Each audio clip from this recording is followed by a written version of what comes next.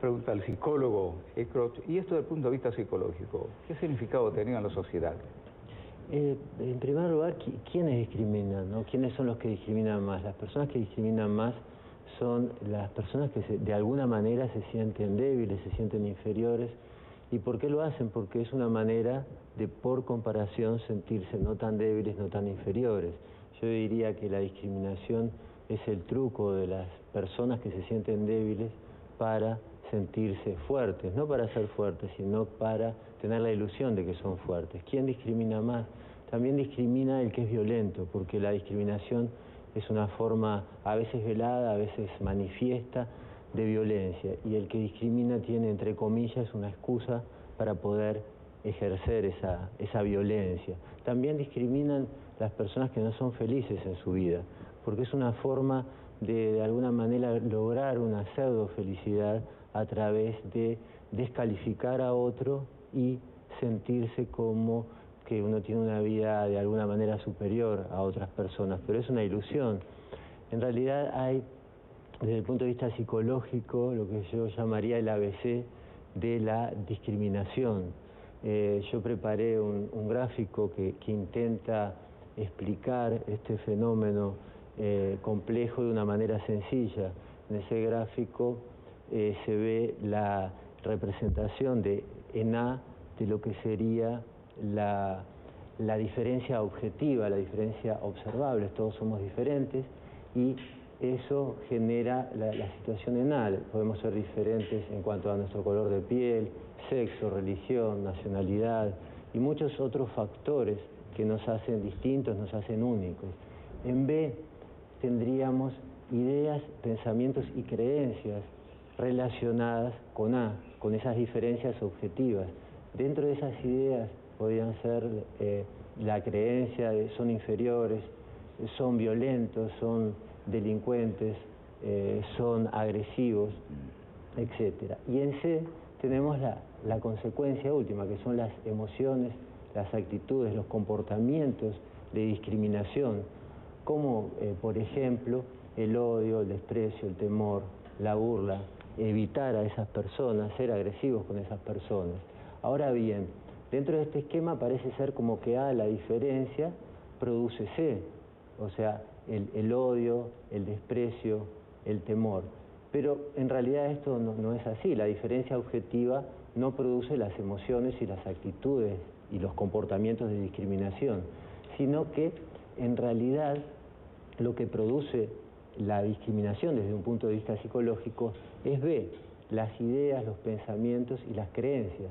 Eso es lo que produce las emociones y las actitudes, los comportamientos. Estas ideas, estos pensamientos, estas creencias son aprendidas y en general se expresan en silogismos. Un silogismo tiene tres elementos. En el primero tiene una premisa principal. Por ejemplo, las personas que nacen en determinado país son tontas. Esa sería una premisa principal que, por supuesto, en el caso de la discriminación son falsas. Luego tendríamos la premisa secundaria. Fulano nació en determinado país. Conclusión, fulano es tonto. Pero cuando la premisa principal es falsa y no nos detenemos a analizarla, la conclusión resulta que también es falsa. Psicólogo Eckroth. Sí. Creo que lo que sucede es que el comportamiento de discriminar es muy notorio, se nota más que la persona que no discrimina. Entonces tendemos a pensar de que hay mucha discriminación porque la discriminación queda en nuestra memoria, sobre todo si somos discriminados o vemos cómo alguien trata injustamente a otra persona. Sin embargo, creo, como decía Walter, que somos bastante solidarios y discriminamos mucho menos que en otros países. Creo que los países más desarrollados, los países donde se es más competitivo, se discrimina más, la gente está más acostumbrada a comparar, a tener una falsa identidad, no a través de lo que somos, sino a través de lo que no somos.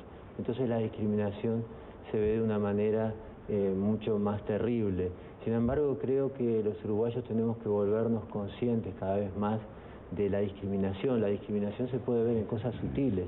Yo recién decía que los pensamientos, las ideas que llevan a la discriminación se expresan en silogismos, que tienen una premisa principal. pero lo podemos ver sutilmente, lo que son esas premisas, a través de los chistes racistas, los chistes machistas, por ejemplo. Vamos a poner como ejemplo una premisa que puede existir, que puede ser: las mujeres manejan mal. Por ejemplo, una premisa principal es esa. En el chiste, una mujer viene manejando, pero luego hay un remate que corrobora la premisa principal. O sea, sí, la mujer comete un error al manejar. Y la persona, obviamente, que concuerda con esa premisa, aunque sea a un nivel inconsciente, va a tener una sonrisa o una risa. Sin embargo, una mujer que escucha el mismo chiste, tal vez se ría, pero por compromiso no le cause gracia, porque no responde o no corresponde o no cree en la premisa principal de la cual parte ese chiste. Creo que tenemos que ser más conscientes de esas cosas. Muy bien. Sí, muchos obesos han señalado que por su condición de tal les cuesta acceder a un trabajo, y aquel que lo tiene o lo ha perdido o tiene temor de perderlo. Eckroth. Sí, el problema es que le estamos dando en el mundo moderno mucha más importancia a veces a la fachada externa de la persona que a lo que es. Tal vez en esto tenga mucho que ver lo que es una sociedad que refuerza la juventud, la belleza y todos factores que obviamente pueden presentarse y también pueden ir desapareciendo con el tiempo y transformándose. Pero creo que a veces no le damos valor a las verdaderas cosas que valen. Y alguien que no contrata de repente una persona obesa, lo hace seguramente por una cuestión comercial, por una cuestión económica también, porque esa persona obesa tal vez sea un mal negocio, entre comillas, para esa persona.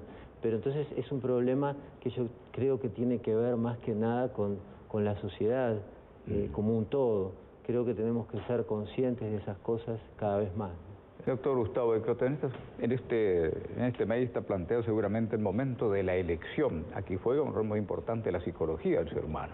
Sí, la elección juega un rol muy importante, y en lo que tiene que ver con la discriminación y en lo que tiene que ver con el comentario ese, quiero tomar como terapeuta un tema importante de lo que es la discriminación, que obviamente la persona que se siente discriminada se ve afectada psicológicamente y mucho, y a veces requiere un tratamiento psicológico.